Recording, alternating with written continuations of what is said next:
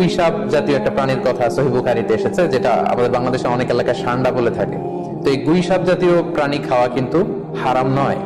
আমরা সহিহ বুখারীর বর্ণনায় জেনেছি যে আল্লাহ রাসূল সাল্লাল্লাহু আলাইহি ওয়াসাল্লামের স্ত্রী মাইমুনা রাদিয়াল্লাহু তাআলা আনহার বাসায় আল্লাহ রাসূল সাল্লাল্লাহু আলাইহি ওয়াসাল্লাম সহ অনেক সাহাবারা খেতে বসেছিলেন। সেখানে একটা প্লেটে গুই সাপকে ফ্রাই করে দেওয়া হয়েছিল।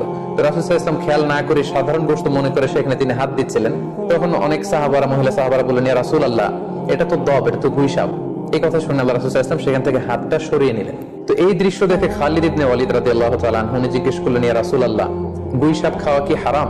হারামুন আদ-দাব্বু ইয়া রাসূলুল্লাহ, আপনি যে হাত সরিয়ে নিলেন, গুই সাপ খাওয়া কি হারাম? আল্লাহ রাসূল সাল্লাল্লাহু আলাইহি ওয়াসাল্লাম বললেন যে না, গুই সাপ খাওয়া হারাম নয়, তবে আমি এটা খেয়ে অভ্যস্ত নই, আমাদের এলাকাতে এটা পাওয়া যায় না, এজন্য আমি এটা খাচ্ছি না। তাহলে বোঝা গেল এক্ষেত্রে এটা রুচির সাথে সম্পৃক্ত।